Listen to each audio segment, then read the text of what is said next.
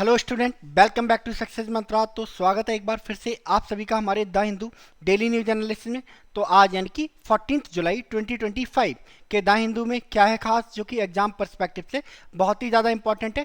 चलिए जल्दी से डिस्कस कर लेते हैं। So the first news from the Hindu today is from Bihar. Foreigners found on Bihar rolls says EC India questions data. ठीक है, तो बिहार में एज वी ऑल नो कि इस साल बिहार में इलेक्शंस होने वाले हैं फॉर द लेजिस्लेटिव असेंबली, है ना। तो एक क्वेश्चन रेज हुआ कि बिहार में बहुत सारे वोटर्स ऐसे हैं जो बिहार के लीगल वोटर्स नहीं हैं। ना सिर्फ ये बिहार में इलीगल वोटर्स हैं, बल्कि ये इंडिया में भी इलीगल ही हैं, डिफरेंट डिफरेंट कंट्रीज से, लाइक बांग्लादेश, म्यांमार और नेपाल से आए हुए लोग हैं। ठीक है, और इन लोगों ने यहाँ पे क्या किया है, अपने आप को वोटिंग लिस्ट में नॉमिनेट करवा लिया है। और ना सिर्फ यहाँ पे ये बहुत सारे जो गवर्नमेंट स्कीम्स हैं उनका फ़ायदा उठाते हैं, इसके अलावा जो हमारे यहाँ फ्री एंड फेयर इलेक्शन का जो कॉन्सेप्ट है उसको भी डिसरप्ट करते हैं। कैसे फ्री एंड फेयर इलेक्शन को, है ना। फ्री इलेक्शंस पे तो कोई फर्क नहीं पड़ता, इलेक्शन तो फ्री ही होंगे, बट फेयर नहीं होंगे। क्यों नहीं होंगे फेयर? सपोज, है ना, बिहार है, बिहार में कोई गवर्नमेंट है, एक अपोजिशन होगी।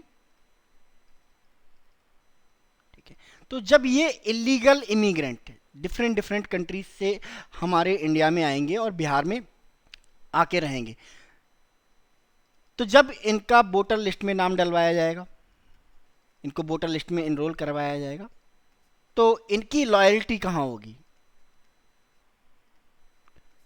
उस पर्सन के प्रति होगी या उस पॉलिटिकल पार्टी के प्रति होगी जिन लोगों ने इनको एनरोल कराया है।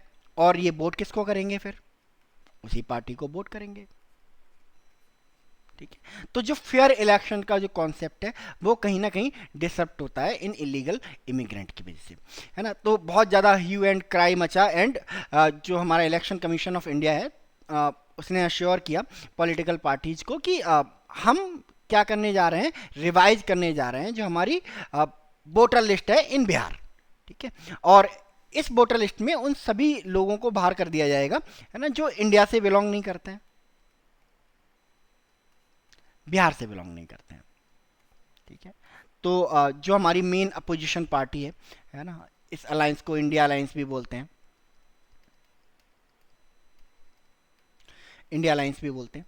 तो इन्होंने कहा कि ये इलेक्शन कमीशन ऑफ इंडिया का फैसला नहीं है, ये करंट जो रूलिंग गवर्नमेंट है उसका फैसला है। और इसके थ्रू जो करंट रूलिंग गवर्नमेंट है वो क्या करना चाहती है, बिहार में उन लोगों के नाम वोटर लिस्ट से हटाना चाहती है ना, जो उनकी आइडियोलॉजी को, उनकी पार्टी को सपोर्ट नहीं करते हैं। ठीक है, बट इसके बाद भी सुप्रीम कोर्ट में गया इशू, एंड फाइनली, है ना, 25 जून से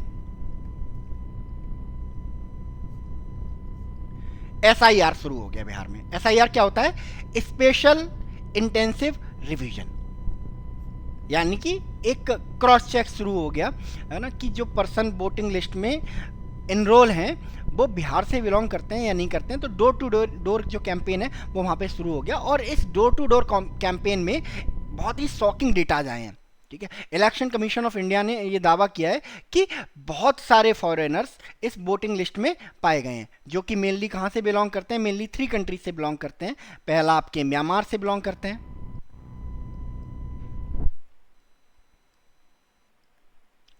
बांग्लादेश से बिलोंग करते हैं, एंड नेपाल से बिलोंग करते हैं।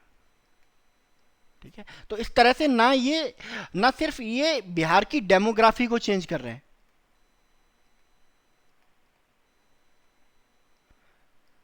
बल्कि जो बिहार में, हमारे इंडिया में जो फेयर इलेक्शन का जो कॉन्सेप्ट है उसको भी डिस्टर्ब करने की कोशिश कर रहे हैं। ठीक है, अब खास करके जब से पाकिस्तान स्पॉन्सर टेररिस्ट ने पहलगाम में अटैक किया है, उसके बाद हमारे इंडिया में हर स्टेट में लगभग एक कैंपेन शुरू हो गया है, और वो है एंटी इलीगल इमिग्रेंट कैंपेन। जो लीगली आए हैं उनसे कोई फ़र्क नहीं पड़ता है, बट जो इलीगली आए हैं उनको क्या किया जा रहा है, आइडेंटिफाई किया जा रहा है और कंट्री से बाहर निकाला जा रहा है, डिपोर्ट किया जा रहा है उन्हें उनके रेस्पेक्टिव कंट्रीज़ में। ठीक है, तो ऐसे में इन लोगों का वोटिंग लिस्ट में इनरोल होना, एंड इसका मतलब क्या है, ये वोटिंग जो हमारा प्रोसेस है, इलेक्शन प्रोसेस है, उसमें भी पार्टिसिपेट करते होंगे, और इसका मतलब कहीं ना कहीं जो इलेक्शंस के रिजल्ट आते हैं वो इनडायरेक्ट वे में कहीं ना कहीं रिग्ड होते होंगे, क्योंकि ये जो लोग हैं इनकी कोई ना कोई एक पॉलिटिकल आइडियोलॉजी होगी, चाहे रूलिंग पार्टी को वोट करते हो या पोजीशन पार्टी को वोट करते होंगे, जिसको भी वोट करते हो, बहरहाल जो इलेक्शन है वो कम से कम फेयर तो नहीं होता होगा। तो इसी फेयर इलेक्शन के कॉन्सेप्ट को बनाए रखने के लिए बिहार में ये जो कैंपेन है वो स्टार्ट हुआ है ना। इलेक्शन कमीशन ऑफ इंडिया ने ये भी बोला है कि नेक्स्ट ईयर तमिलनाडु में भी इलेक्शन है, वेस्ट बंगाल में भी इलेक्शन है, असम में भी इलेक्शन है। ठीक है, तो इन कंट्रीज में भी, इन स्टेट्स में भी, सॉरी, है ना, इस तरह का एसआईआर करवाया जाएगा, स्पेशल इंटेंसिव रिवीजन करवाया जाएगा भाई इलेक्शन कमीशन ऑफ इंडिया।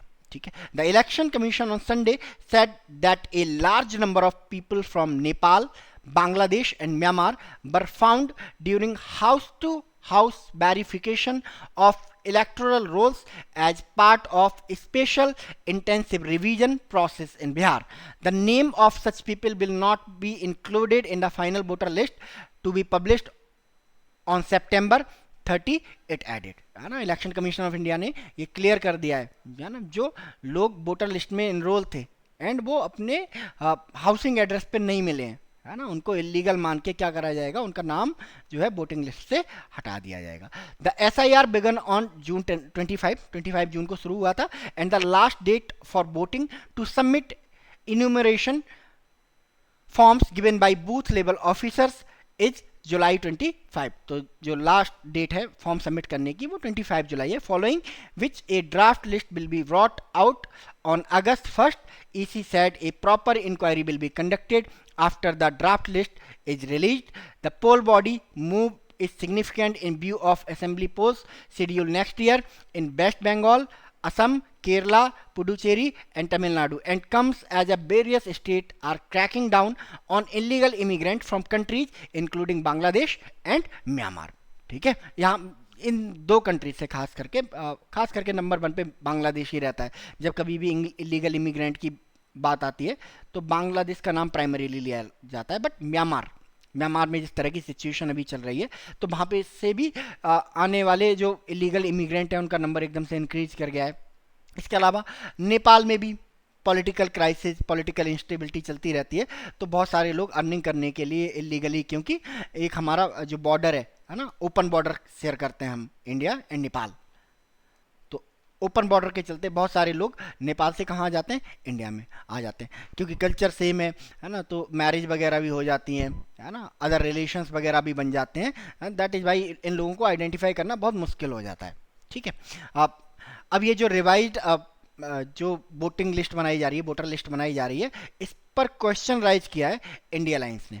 ठीक है, Indian national development mental inclusive alliance India has jointly attacked the EC alleging contradiction and democratic concern in data related to SIR process presented by poll body on Saturday। ठीक है, एक leader हैं इनके तेजस्वी यादव, उन्होंने कहा कि listing out the alleged shortcoming, Mr. Yadav said that EC had claimed 80.11% of voters had submitted the enumeration forms, but it had not announced how many of these forms were filled in a verified, voluntary and valid manner। तो question raise कर रहे हैं पूरे के पूरे process पे, और बोला जा रहा है कि जो सेंट्रल गवर्नमेंट है, जो रूलिंग गवर्नमेंट है, जो बीजेपी है, वो क्या कर रही है, बिहार में जो होने वाले पोल्स हैं, लेजिस्लेटिव असेंबली के इलेक्शंस हैं, इनको अपने फेवर में करने के लिए जो वोटर लिस्ट है उसको अपने हिसाब से मॉडिफाइड करने की कोशिश कर रही है। बट इसमें भी कोई डाउट नहीं है ना, West Bengal is the prime example, है ना, जहाँ पे मतलब a large number of illegal immigrant Bangladesh से आते हैं, है ना, और जो सो कॉल्ड वहाँ पे अलेज जो गवर्नमेंट हैं जो वहाँ पे तृणमूल कांग्रेस की, उन पर ये एलिगेशंस लगाए जाते हैं कि ये जो इलीगल इमिग्रेंट बांग्लादेश से आते हैं इनको सेटल किया जाता है इन बांग्लादेश, इन्हें आधार कार्ड बनवाया जाता है, इनका वोटर आईडी कार्ड में नाम दिया जाता है, इन्हें जितनी भी स्कीम्स हैं, हाउसिंग स्कीम हो या राशन स्कीम हो, उनका बेनिफिट दिया जाता है सो दैट ये रूलिंग पार्टी के फेवर में वोट करें। तो कहीं ना कहीं ये जो इलीगल इमिग्रेंट होते हैं इनका कोई अपना फेयर नज़रिया नहीं होता है, इनका नज़रिया किसकी तरफ होता है, जो इन्हें बेनिफिट पहुंचाता है, सेटलमेंट मतलब रिहेबिलिटेशन करवाता है, सेटलमेंट प्रोवाइड करता है, फूड प्रोवाइड करता है, ओबियसली ये लोग उसी को ही वोट करते हैं। ठीक है, तो देखते हैं इसमें क्या होता है, फाइनल लिस्ट में कितने लोगों का नाम इस वोटर लिस्ट से हटाया जाता है, करंट वोटर लिस्ट से। अगर बात करें इलेक्शन कमीशन ऑफ इंडिया की, तो इलेक्शन कमीशन ऑफ इंडिया एक परमानेंट कॉन्स्टिट्यूशनल बॉडी है, यानी कि 24/7 365 डेज काम करने वाली बॉडी है। ऐसे फिनांस कमीशन की तरह नहीं है कि 5 ईयर पे बनाया जाता है एंड अपनी रिपोर्ट देने के बाद क्या हो जाते हैं, डिजॉल्व हो जाते हैं। Election commission of India permanently काम करने वाली कॉन्स्टिट्यूशनल बॉडी है। कब बनाया गया था इसको? On 25 January 1950। That is why 25 January celebrated as national voters day. National voters day क्यों मनाया जाता है? क्योंकि 25 जनवरी को ही 1950 को ही हमारा election commission of India establish हुआ था। कब से मनाया जा रहा है? 2011 से इसको मनाया जा रहा है ना, वोटिंग अवेयरनेस जगाने के लिए। कॉन्स्टिट्यूशन की बात करें तो कॉन्स्टिट्यूशन के पार्ट 15 में आपको इलेक्शन कमीशन ऑफ इंडिया देखने को मिलेगा in the article from 324 to 329, article 324 से 329 के बीच में। ठीक है, अगर स्टेचुअरी प्रोविजंस की बात करें तो जो इलेक्शन कमिश्नर है या फिर चीफ इलेक्शन कमिश्नर है, इसके अपॉइंटमेंट, रूल्स एंड रेगुलेशन से रिलेटेड जो लॉज हैं, जो एक्ट हैं, वो भी बनाए गए हैं। अगर रोल्स की बात करें तो इलेक्शन कमीशन ऑफ इंडिया का जो रोल है मेनली इलेक्शन कंडक्ट कराना, बट सारे इलेक्शन कंडक्ट नहीं कराते हैं ये, mainly Lok Sabha, Rajya Sabha, state legislative assemblies और office of president and vice president, है ना, प्रेसिडेंट और वाइस प्रेसिडेंट के इलेक्शन में सुपरविजन और कंडक्ट कराने का काम इलेक्शन कमीशन ऑफ इंडिया का है। कंपोजिशन की बात करें तो 1+2 का कंपोजिशन होता है, जिसमें 1 आपका चीफ इलेक्शन कमिश्नर और 2 आपका इलेक्शन कमिश्नर होता है। इलेक्शन कमीशन जो इलेक्शन कमीशन है पहले सिंगल पर्सन बॉडी हुआ करता था 1989 में। 1989 के बाद इसे 3% बॉडी बना दिया गया, यानी चीफ इलेक्शन कमिश्नर के साथ दो इलेक्शन कमिश्नर भी जोड़ दिए गए। ठीक है, चलिए next. ULFA says missile strike killed 2 top leaders in Myanmar. ठीक है, तो पाकिस्तान में सक्सेसफुल ऑपरेशन सिंदूर के बाद अब जो हमारी इंडियन आर्म फोर्सेस हैं उन्होंने फोकस किया है नॉर्थ ईस्ट पे और ईस्टर्न बॉर्डर पे।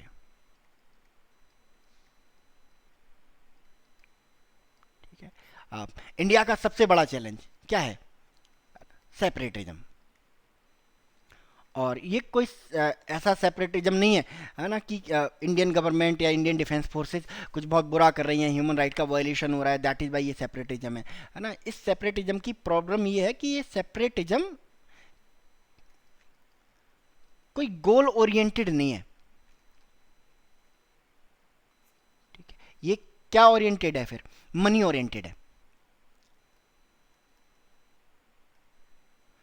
हमारे यहाँ पे जो भी आपको वेस्टर्न बॉर्डर पे चाहे सेपरेटिज्म हो, चाहे ईस्टर्न बॉर्डर का या नॉर्थ ईस्टर्न बॉर्डर का सेपरेटिज्म हो, ये आपको फॉरेन स्पॉन्सर्ड सेपरेटिज्म दिखाई देता है ना। जो नॉर्थन ईस्टर्न बॉर्डर पे जो सेपरेटिस्ट डिमांड जो चलती रहती है नॉर्थन ईस्टर्न स्टेट में, है ना, इनको मेनली स्पॉन्सर करता है चाइना, क्योंकि चाइना नॉर्थ ईस्ट के एक बहुत बड़े हिस्से को क्लेम करता है। वेस्टर्न बॉर्डर पे हमें पता ही है पाकिस्तान, है ना, तो पाकिस्तान में भी हमने ऑपरेशन सिंदूर कंडक्ट किया है ना। सो अभी कुछ टाइम के लिए वहाँ पे जो टेरर एक्टिविटीज है वो पॉज पे ही रहेंगी, ऐसा नहीं कह सकते परमानेंटली रुक गया, है ना, बट पॉज पे रहेंगी, है ना। तो इस पॉज में इंडियन गवर्नमेंट और हमारी इंडियन आर्म फोर्सेज ने डिसाइड किया कि ईस्टर्न बॉर्डर पे जो सेपरेटिज्म है ना, इसको कर्व किया जाए। और इसी सीरीज में हमारी इंडियन डिफेंस फोर्सेज ने, हमारी इंडियन एयरफोर्स ने एक एयर स्ट्राइक कंडक्ट की है, एक ड्रोन स्ट्राइक कंडक्ट की है ऑन म्यांमार। अब ये जो ड्रोन स्ट्राइक है कोई म्यांमार की मिलिट्री पे या म्यांमार की गवर्नमेंट पे कंडक्ट नहीं की गई है। अब एक्चुअली होता क्या है कि नॉर्थ ईस्ट रीजन में जो सेपरेटिस्ट ऑर्गेनाइजेशंस हैं, है ना, जैसे अभी उल्फा पे किया है ना, United liberation front of Assam, और एनएससीएन पे भी किया है ना। तो ये जो सेपरेटिस्ट ऑर्गेनाइजेशन है, ये इंडिया के अंदर नॉर्थन ईस्टर्न रीजन के अंदर जो सेपरेटिस्ट एक्टिविटीज़ हैं उनको कैरी आउट करके, या वायलेंट एक्टिविटी है उनको कैरी आउट करके कहाँ क्रॉस कर जाती हैं? म्यांमार में, क्योंकि बॉर्डर बहुत ज़्यादा पोरस है, प्रॉपर फेंसिंग है नहीं आप वहाँ पे इंडिया म्यांमार के बॉर्डर पे। दैट इज भाई ये इजीली इंडिया से म्यांमार में चले जाते हैं, और इन्होंने सेफ्टी पर्पज से अपने जो कैंप हैं उनको बना के रखा है म्यांमार में।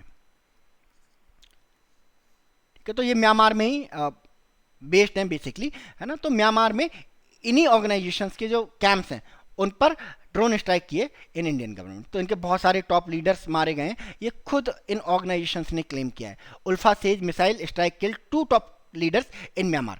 The banned United Liberation Front of Assam Independent or ULFA I on Sunday claimed that a missile strike by what it described a colonial occupational forces killed 2 of its top commanders at a camp located in Myanmar. The outfit in a statement said the attack occurred during the funeral of its senior leader Lieutenant General Nayan Assom, who it claimed had earlier been killed in drone strike. तो काफ़ी दिनों से चल रही हैं ये जो कल ड्रोन स्ट्राइक हुई है, जो लेटेस्ट है ना, ये ड्रोन स्ट्राइक कहाँ पे हुई है? एक फ्यूनरल पे हुई है, और ये फ्यूनरल किसकी थी? उल्फा के एक और टॉप कमांडर की, लेफ्टिनेंट जनरल रैंक का ऑफिसर था, और इनका नाम था नयन असम। इनकी फ्यूनरल पे हुई है। अब इनकी डेथ कैसे हुई थी? इनकी डेथ भी एक ड्रोन स्ट्राइक में हुई है। तो कल हमें पता चला है कि कल ड्रोन स्ट्राइक हुई है, बट पहली ड्रोन स्ट्राइक नहीं थी ये, है ना, और ना आई होप आखिरी होने वाली है। तो इससे पहले भी ड्रोन स्ट्राइक अभी 2-3 दिन में कंडक्ट हुई है वहाँ पे, इसका मतलब कहने का ये है। According to unverified report from Myanmar Sagaing division, drone attacks also targeted camp of National Security Council of Nagaland Khaplang NSCN के The ULFA and NSCN are believed to share local locations in region which lies across the 1643 kilometre long India-Myanmar border. ठीक है, तो एक positive step है, क्योंकि पिछले 40 सालों से 40 ईयर से इन ऑर्गेनाइजेशंस के साथ हम सीज फायर करने की कोशिश कर रहे हैं। एनएससीएन के साथ बीच में सीज फायर हुआ भी था, बट इन्होंने वॉलंटरीली सीज फायर को ब्रेक कर दिया। ठीक है, तो बिकॉज देखो गोल नहीं है कोई, आज़ादी का कोई गोल नहीं है। क्या है गोल? चाइना से पैसे मिल रहे हैं, है ना, और कंडीशन क्या है कि नॉर्थ ईस्ट को डिस्टेबलाइज करके रखना है। ठीक है, तो सीज फायर कभी हो ही नहीं सकता इनके साथ में एक्चुअली, है ना, क्योंकि इनका जो गोल है वो पैसे कमाना है चाइना से, है ना। इंडिपेंडेंस गोल नहीं है। इंडिपेंडेंस का गोल क्या है? नॉर्थ ईस्ट को अलग कर दिया एंड इंडिपेंडेंट हो गए, गोल खत्म। बट ना तो इन्हें नॉर्थ ईस्ट की इंडिपेंडेंस से कोई मतलब है ना, और ना ही इनका कोई गोल है। इनका गोल है सिर्फ पैसे बनाना, है ना। तो सीज फायर होगा ही नहीं, और देर से ही सही, बट एक पॉजिटिव स्टांस लिया है हमारी गवर्नमेंट ने, हमारी डेमोक्रेटिक वैल्यूज की वजह से। ये सेपरेटिस्ट जो आउटफिट है वो ऐसा समझती थी कि इंडियन गवर्नमेंट क्या कहेगी, ज़्यादा से ज़्यादा इनकाउंटर हो जाएगा, ज़्यादा से ज़्यादा सरेंडर के लिए कहेगी, कोई मैसिव डिस्ट्रक्शन नहीं होने वाला है। बट जिस तरह का एक्शन ड्रोन स्ट्राइक के थ्रू इंडियन गवर्नमेंट ने लिया है ना, उसके बाद कहीं ना कहीं ये जो सेपरेटिस्ट ऑर्गेनाइजेशन है नॉर्थ ईस्ट में, इनका मूड बदलेगा इसको लेके कि नहीं, इंडियन गवर्नमेंट इससे भी अहेड जा सकती है। तो बेहतरी इसी में कि हम सरेंडर करें, है ना, और एक पीसफुल लाइफ की तरफ बढ़ें। देखते हैं क्या होता है कि इंडियन गवर्नमेंट की जो ड्रोन स्ट्राइक है वो कैरी आउट रहती हैं या फिर, है ना, और कुछ इसमें होता है। चलिए नेक्स्ट, ये इंडिया म्यांमार का मैप है, देख सकते हो आप। ये इधर म्यांमार रहा आपका, ठीक है, ये इंडिया का रेड लाइन में बॉर्डर है। कौन कौन से स्टेट टच करते हैं म्यांमार को? अरुणाचल प्रदेश, नागालैंड, मणिपुर एंड मिजोरम। इसको याद रखने का बहुत सिंपल तरीका है,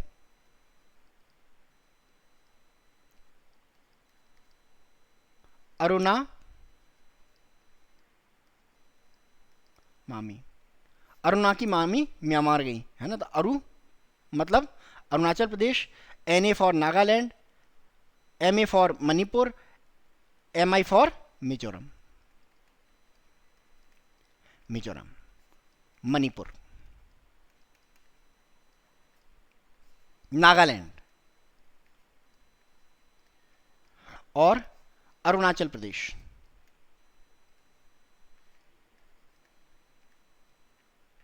ठीक है, कितना बॉर्डर शेयर करता है म्यांमार इंडिया के साथ में? 1643 किलोमीटर लंबा बॉर्डर है। ठीक है, म्यांमार की कैपिटल क्या है? What is the capital of Myanmar and what is the currency of Myanmar? ये आप बताओ मुझे कमेंट सेक्शन में। चलिए नेक्स्ट।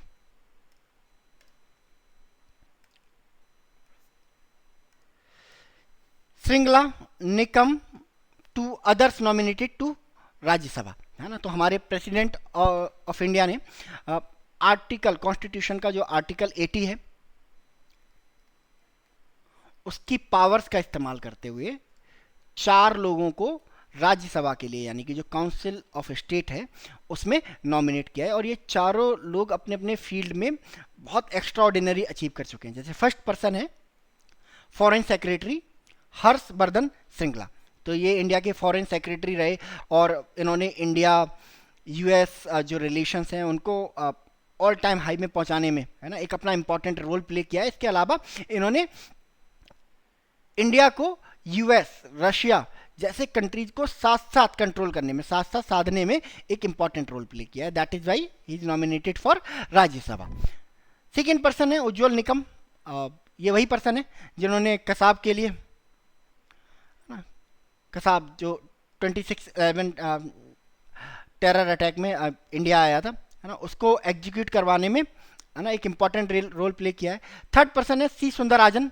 ठीक है, एक इंस्पिरेशन है ना, और ये दिखाते हैं कि पॉलिटिक्स में, है ना, हमें उसी आइडियोलॉजी को चूज करना चाहिए, है ना, जो हमें सूट करती है ना। भले ही अगर हम किसी गलत आइडियोलॉजी को फॉलो कर रहे हैं तो हम, है ना, अगर हमें लगता है कि सही आइडियोलॉजी ये है, ये आइडिया ऑफ इंडिया को ज़्यादा रिप्रेजेंट करती है ना, तो हमें उसमें स्विच कर जाना चाहिए। उसमें कुछ भी हिचक नहीं होनी चाहिए, हेजिटेशन नहीं होनी चाहिए। तो C सुंदरराजन इनको। और इसके अलावा हिस्टोरियन है मीनाक्षी जैन। इन 4 लोगों को राज्यसभा के लिए नॉमिनेट किया गया है आर्टिकल 80 के अंदर। ठीक है, हमारा जो प्रेसिडेंट है वो 12 लोगों को, 12 लोगों को राज्यसभा में नॉमिनेट कर सकता है। ठीक है, तो 8 सीटें ऑलरेडी फिल थी, 4 बाकी थी, है ना। तो कल नोटिफिकेशन जारी करके प्रेसिडेंट ऑफ इंडिया ने ये 4 जो सीटें थी राज्यसभा में इनको भी फिलअप कर दिया है। ठीक है, क्या होती है राज्यसभा? चलिए राज्यसभा के बारे में जान लेते हैं थोड़ा सा। राज्यसभा की अगर बात करें तो राज्यसभा को हमारी पार्लियामेंट का अपर हाउस भी बोला जाता है। ठीक है, हमारी जो बाई कैमरल पार्लियामेंट है, इसमें लोकसभा होती है, राज्यसभा होती है, उसका अपर हाउस बोला जाता है। Lok Sabha is the lower house. ठीक है, इसको काउंसिल ऑफ द स्टेट भी बोला जाता है। इसकी सिचुएशन बिल्कुल वैसी है जैसे अमेरिका में सीनेट की। ठीक है, अगर बात करें इसके कंपोजिशन की तो इसमें जो मैक्सिमम मेंबर्स लिमिट है अभी 250 मेंबर्स है। ठीक है, जिसमें 238 मेंबर्स आपके स्टेट से और यूनियन टेरिटरी से इलेक्ट होके आते हैं, वेयर एज 12 मेंबर्स आपके नॉमिनेटेड होते हैं। ठीक है, बट अभी करंटली ये 250 नहीं है स्ट्रेंथ, अभी जो स्ट्रेंथ है वो 245 मेंबर्स की है, जिसमें 225 आपके स्टेट से इलेक्ट होके आते हैं, 8 आपके यूटी से इलेक्ट होके आते हैं, दिल्ली वगैरह से, एंड 12 मेंबर्स आर नॉमिनेटेड।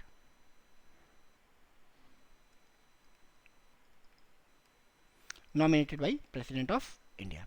ठीक है, तो इन्हीं 12 में से 4 को नॉमिनेट किया है। अगर बात करें रिप्रेजेंटेशन की, ठीक है, representation of state in Rajya Sabha. ठीक है, कैसे रिप्रेजेंट करती है, इनका इलेक्शन कैसे होता है मेंबर्स का, है ना। तो जो इलेक्टेड मेंबर्स होते हैं इनको इलेक्ट किया जाता है by the members of legislative assembly. ये वोट करती हैं, है ना, एंड जो राज्यसभा का MP होता है ना, उसको ऑर्डर में सिंगल ट्रांसफरेबल वोट के थ्रू, है ना, वोट किया जाता है। जिसको ज़्यादा वोट मिलते हैं, है ना, वो राज्यसभा में आ जाता है, वो इलेक्ट हो जाता है as a member of parliament of Rajya Sabha. ठीक है, अगर बात करें कि ये राज्यसभा का जो इलेक्शन है, सीटों का जो डिस्ट्रीब्यूशन है, ये कहाँ से रिलेटेड है, तो ये कॉन्स्टिट्यूशन की 4th शेड्यूल में दिया है। 4th schedule of Indian constitution deals with the allocation of seat in Rajya Sabha to the states and union territories. ठीक है, in the USA the all state are given equal representation in senate. ठीक है, जो senate है America की, वहाँ पे equal representation है, हर स्टेट को 2 सीटें दे के रखी हैं। 50 स्टेट हैं तो 100 सीट है, जबकि हमारे यहाँ पे नहीं है। हमारे यहाँ पे जो रिप्रेजेंटेशन है स्टेट का वो as per their population size है।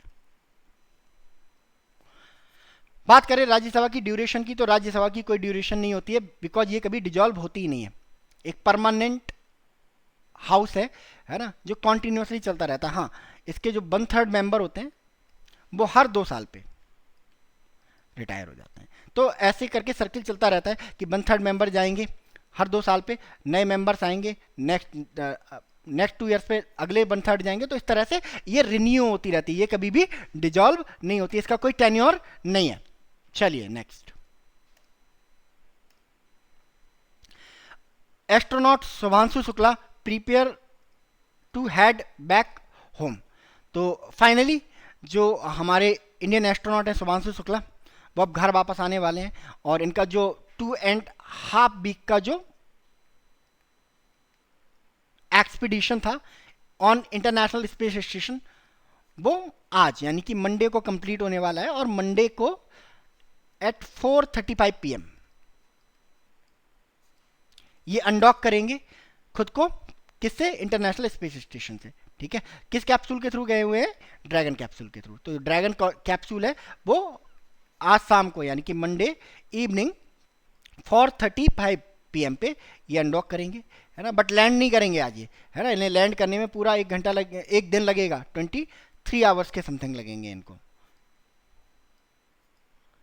कल यानी कि 3 PM कहाँ लैंड करेंगे? कैलिफोर्निया के कोस्ट पे।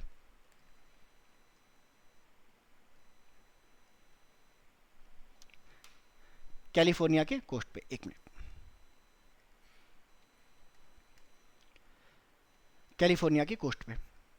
ठीक है, तो अब ओबियसली इनका लास्ट दिन था, तो एक फेयरवेल स्पीच इन्होंने दी, वो एंड व्हाट अ स्पीच, है ना, हिस्टोरिक स्पीच दी अपने आप में, है ना। इनकी स्पीच को अब देयर माइट बी पॉसिबिलिटी कि सीसेट वगैरह में या फिर इस बार के क्लैट के एग्जामिनेशन में एज अ पैसेज इस्तेमाल किया जाए, है ना। स्पीच है, 41 years ago an Indian went to space and he also described how India looks from the above, है ना। राकेश शर्मा की बात कर रहे हैं कि 41 ईयर्स अगो 41 ईयर्स पहले एक एस्ट्रोनॉट आया था, इंडियन एस्ट्रोनॉट आया था, और उसने डिस्क्राइब किया था कि ऊपर से इंडिया कैसा लगता है। इंदिरा गांधी ने पूछा था ऊपर से इंडिया कैसा लगता है, तो राकेश शर्मा ने रिप्लाई दिया था कि सारे जहाँ से अच्छा हिंदुस्तान हमारा। ठीक है, and you all want to know how India looks from here, और आप सबको पता है, उन्होंने बता दिया कि इंडिया कैसा लगता है। Let me tell you, today India from space looks ambitious, fearless, confident and full of pride। ठीक है, उन्होंने कहा आज का इंडिया कैसा लगता है? Ambitious, fearless, confident and full of pride लगता है। Because of those reasons I am telling you again, आज का भारत अभी भी सारे जहां से अच्छा दिखता है। तो रिकोट किया है इन्होंने, रीमोडिफाइड किया राकेश शर्मा की स्पीच को कि, है ना, सारे जहां से अच्छा हिंदुस्तान हमारा, आज भी हमारा जो हिंदुस्तान है वो सारे जहां से अच्छा लगता है। Today India still look the best in the world. Let's meet on the earth soon, Group Captain Subhanshu Shukla said at the farewell ceremony on International Space Station ISS। इन्होंने आगे बोला है, my journey to ISS is going to get over, but your and my journey is still on। The journey of our human space mission is a long and difficult one, but I can assure you that if we are determined, even stars are attainable, he said। ठीक है, तो finally कल ये आ जाएंगे, but USA California में land करेंगे, तो एकदम इंस्टेंटली इंडिया नहीं आएंगे। इनको इंडिया आने में लगभग अभी 1 महीने का टाइम लगेगा, 1 मंथ का टाइम लगेगा, क्योंकि इनको कुछ दिन कुछ वीक्स के लिए इन्हें सुपरविजन में रखा जाएगा, क्योंकि अब ये एक नॉन ग्रेविटी वाले एरिया से आ रहे हैं, तो इनको ग्रेविटी वाले एरिया में दोबारा से अर्थ में, है ना, अर्थ पे जब दोबारा से आ रहे हैं, तो उस ग्रेविटी को ग्रैब करने के लिए थोड़ा सा टाइम चाहिए, तो इन्हें लगभग 1 महीना इंडिया वापस आने में लगेगा। ठीक है, चलिए, तो मिशन का लास्ट है और एक्जियम 4 मिशन को हम लोग डिस्कस कर लेते हैं एक बार, है ना। एक्जियम 4 मिशन आप सभी को पता है, एक्जियम एरोस्पेस ने किया है, एक प्राइवेट कंपनी है यूएसए की। 4 लोग गए थे, एक यूएसए से, एक इंडिया से, एक हंगरी से और एक पोलैंड से, ठीक है। इंडियन सुमांशु शुक्ला रोल पायलट, ठीक है। 41 ईयर्स के बाद कोई इंडियन गया है, ठीक है। 41 ईयर्स पहले कौन गया था स्पेस में? राकेश शर्मा गए थे, ठीक है। चलिए next, north Korean leader Kim रीअफर्म्स support for Russia in Ukraine conflict. तो रशिया और यूक्रेन कॉन्फ्लिक्ट में, है ना, एंट्री नॉर्थ कोरिया की पहले ही हो गई थी, बट डोनाल्ड ट्रंप के बाद आने के बाद लग रहा था कि रशिया थोड़ा सा डिटैच करेगा from north Korea, but Donald Trump के करंट ट्रेंड को देखते हुए ये जो रिलेशनशिप है between Russia and north Korea, ये और डीप होती जा रही है। कल हमने देखा था कि कैसे रशिया ने बॉर्न किया था सीधे सीधे यूएसए को, यूरोप को, साउथ कोरिया को कि stay away from north Korea.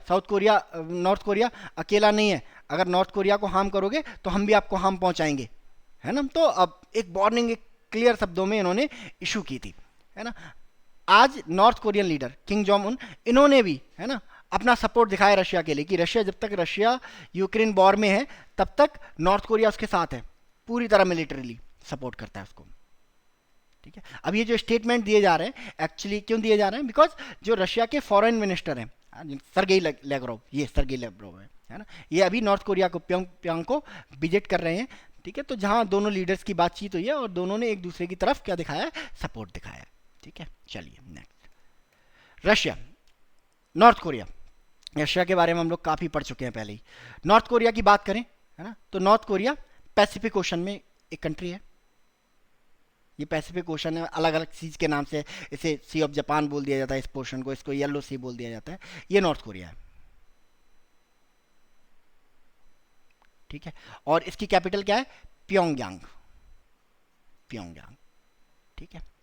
Currency कौन सी इस्तेमाल करते हैं? ये वून, नॉर्थ कोरियन वून।